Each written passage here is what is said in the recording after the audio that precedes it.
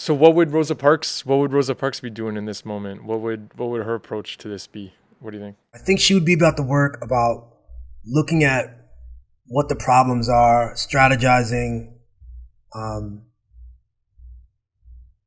and being active and building bonds. That's what she was about. And that's why she was laying in state. She was the first woman and the first black woman laying in state in the United States Congress after her death. And what an honor. She was the first woman to lie in state? Mm-hmm. What an honor. And this was when? Like in the 90s or something? Like, no, this was actually when I was actually on the Hill at this time. This was in 2005. She was 92 years old, died of natural causes. And I remember I did the walk around her thing, around her casket.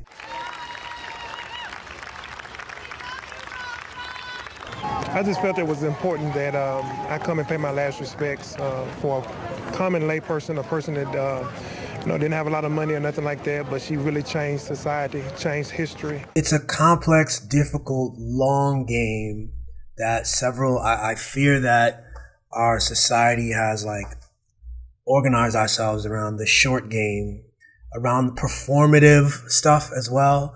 There's a kind of a way that, and this isn't endemic to any particular group of people. We're all performing online, posting our best versions of ourselves. We're all trying to let the world know, oh yeah, I care about this, I think about that. It's a deliberate kind of crafting of an image versus the work that happens that you won't get a lot of credit for, nobody sees, as you sit there and try to think about and read about and share and communicate how we go forward. So Rosa is somebody that I think we can look to for some guidance on this. The last thing I want to say just is I had a conversation with a white friend of mine who he agrees with the pains of the Black Lives Matter movement. He agrees with the police brutality issues, but the buck stops with him on the flag burning and flag stomping. He can't understand that.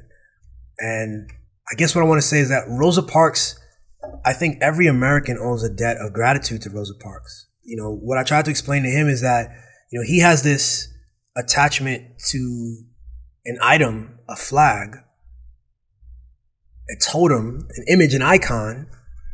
And what Rosa Parks did was she actually assisted in the process of bringing the words and the spirit of that icon in line with reality.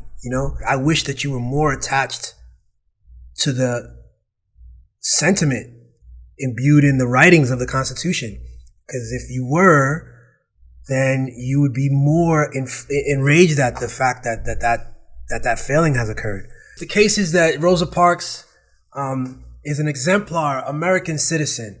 Well, I'm just gonna get rid of the word American there. Nice. Just for the purposes of all of us out here. I like it. The concept of just how to be an agent for good on the land that you live on, how to stand up for a vision, for it being a more inclusive, better place for everybody, and how to have the to plan it out, to do it seriously, to do it to win. Say okay, we can win this, and to have the faith to carry it out for more than a year, to do the work, to take the risks, all that stuff. Rosa Parks brings it all together, the intersectionality, to be standing up for various groups of people, and all at the same time. I love it, Billy. You made a beautiful case. Thank you for bringing Bill Fletcher Jr. Back into my life again, and yes, I believe you have won the case for Rosa Parks as a model. That we will add her up. Add her up on the big board. Rosa Parks, love it. Jesse, thank you very much. Episode 7 in the books.